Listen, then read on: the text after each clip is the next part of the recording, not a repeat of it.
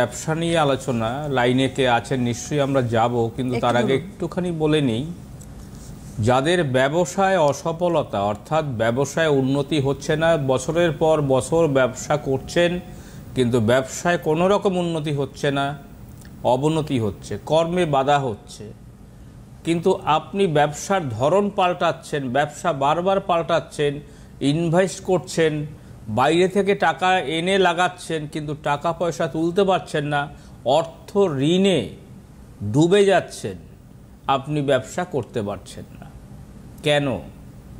এই বিষয়টা কি ভেবে দেখেছেন যে আপনার হরোস্কোপের মধ্যে লগ্নে শনি বুধ কেতু যদি একসঙ্গে পাপদুষ্ট হয়ে থাকে তাহলে আপনি যত রকমের ব্যবসা করবেন তাহলে আপনি কিন্তু কোনোভাবেই ব্যবসায় সফলতা পাবেন না।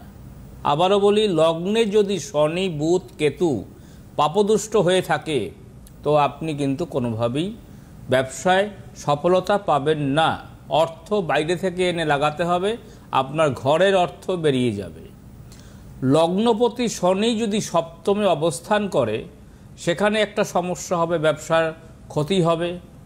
সপ্তমপতি মঙ্গল যদি দ্বাদশে অবস্থান করে সেখানে ব্যবসার ক্ষতি হবে। সপ্তমপতি মঙ্গল যদি দ্বাদশে কেতুর সঙ্গে সহাবস্থানে থাকে তাহলে অর্থ দেনায় ডুবে যাবেন আপনি, অর্থ কোনো রকম আপনি ঋণ ছাড়াতে পারবেন না।